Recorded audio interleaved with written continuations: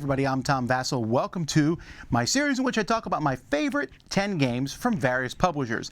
Today we're talking about Portal Games, founded by Ignacy Trzewiczek from Poland. Portal Games is a very big publisher at this point in time comparatively. Some of their games have become extremely famous around the world, and they've also published a lot of other companies' games in Poland, so that's pretty cool. So let's take a look at my 10 favorite games from this company. A company that's very strong on theme, for sure. Number 10 is Detective: A Modern Crime Story.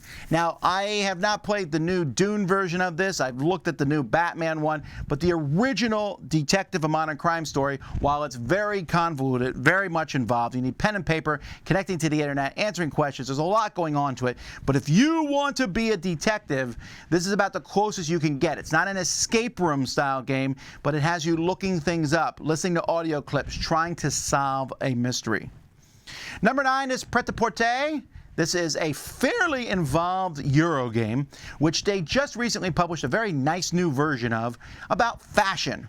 You are a fashion designer and you are trying to get your designs and your outfits out there. There's a lot going on in this one. I wouldn't call this a simple game by any means, but it's a good crunchy one. Pret-a-Porter.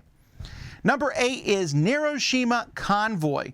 Now, this is based in the Hiroshima Hex universe, and I believe the original game of this was just called Convoy. In this, one person's running a convoy. They're the big bad guys, and the other people are the rebels trying to attack this convoy before it gets to the city. It's an asymmetrical two-player game, and there are other games that are similar to this out there, like, let's say, Revolver, but I think this one does it very, very well and has a good, juicy theme behind it. Number 7 is Alien Artifacts. I'm actually surprised Alien Artifacts did not do better. The idea here of getting a bunch of cards of different technologies, using alien tech, I mean, it's essentially just a tableau building game in many ways. But I like the look of it. I like the feel of it. It has a lot of different options and things to go.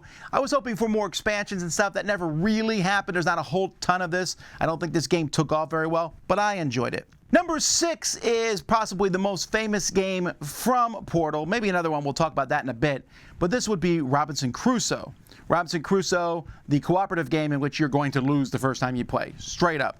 And in fact, you're going to lose most of the times you played. I believe I've only won it twice. I like a lot of things about this game. It's very strong thematic.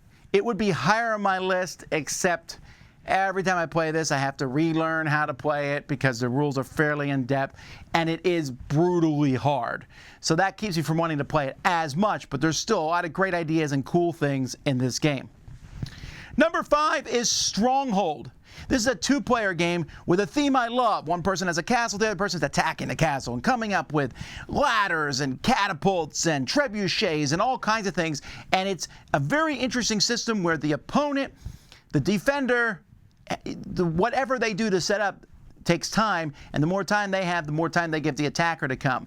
It's very procedural, but there's a lot of cool aspects to this game. I wish it looked cooler. It looks pretty cool, but I mean, you have to use cubes, and there's a reason for that in the game. But man, do I like it. That's Stronghold.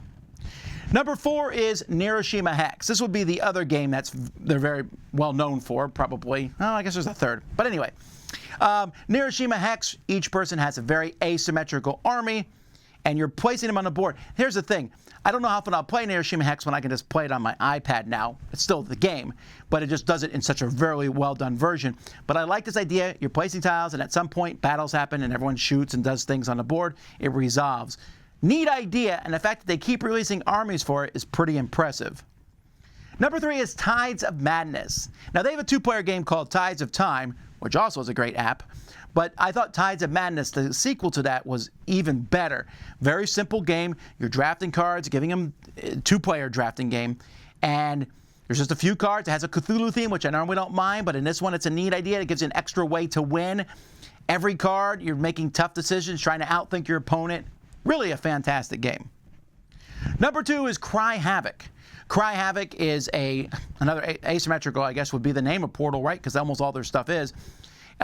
Think of Avatar, and it's a board game where you have rock people who live on a planet, and then the Marines coming in to get that, and then computers, robots want to destroy everything. There's 4 very, very different factions with a really cool combat system, a lot of stuff going on, a neat expansion for the game. It's really neat. That's Cry Havoc.